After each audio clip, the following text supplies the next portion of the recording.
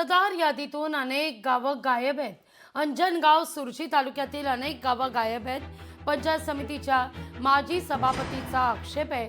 मतदार यादीत घोळ असल्याचा आरोप केला जातोय.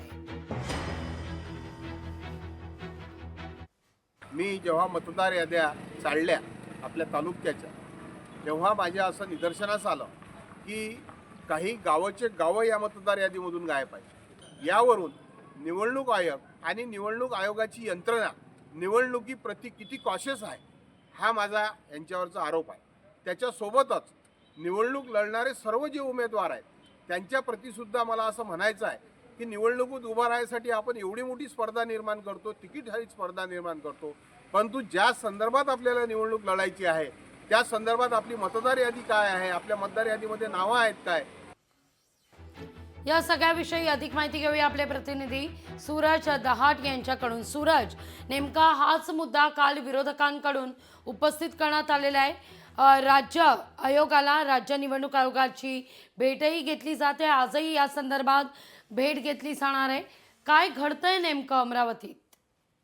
नक्कीच आपण जर पाहिलं तर जिल्हा परिषद पंचायत समितीचा निवडणूक कार्यक्रम अगदी तोंडावर असताना या संदर्भात जर पाहिलं तर निवडणूक विभागाने प्रसिद्ध केलेल्या प्रारूप मतदार यादीतून जर पाहिलं तर अमरावतीच्या अंजनगाव सुरजी तालुक्यातील अनेक गावं या ठिकाणी गहाळ झालेली आहे. म्हणजे जवळपास हजारो मतदान जे आहे या ठिकाणी गहाळ झालं. तर धक्कादायक आरोप जो आहे या ठिकाणी करण्यात आलेला आहे. या ठिकाणी जर पाहिलं तर प्रारूप यादी प्रसिद्ध झाली, मात्र या प्रारूप यादीमध्ये आपल्या गावाचे नावच नाही आहे. त्यामुळे हजारो लोक या ठिकाणी मतदानापासून वंचित राहते की काय अशीच भीती या ठिकाणी निर्माण झालेली होती. त्याच अनुषंगाने जर तर पंचायत समितीचे माजी सभापती श्रीकांत मंगळे यांनी या संदर्भात स्थानिक तहसीलदार आणि अमरावतीच्या जिल्हाधिकाऱ्यांकडे तक्रार सुद्धा केलेली आहे. त्या संदर्भात जर पाहिलं तातडीने या संदर्भात चौकशी करावी अशी देखील मागणी या ठिकाणी करण्यात आलेली आहे. याच घटनेची जर पाहिलं तर अंजनगाव सुरजीचे तहसीलदार आणि अमरावतीचे जिल्हाधिकारी यांनी गंभीर स्वरूपाची दखल घेतली आणि संपूर्ण या ठिकाणी चौकशीचे आदेश सुद्धा या ठिकाणी देण्यात आलेले आहे. या ठिकाणी अंतिम यादी प्रसिद्ध होईपर्यंत या संपूर्ण गावाचे नाव या ठिकाणी टाका अशी जी मागणी या ठिकाणी करण्यात आलेली आहे. त्यामुळे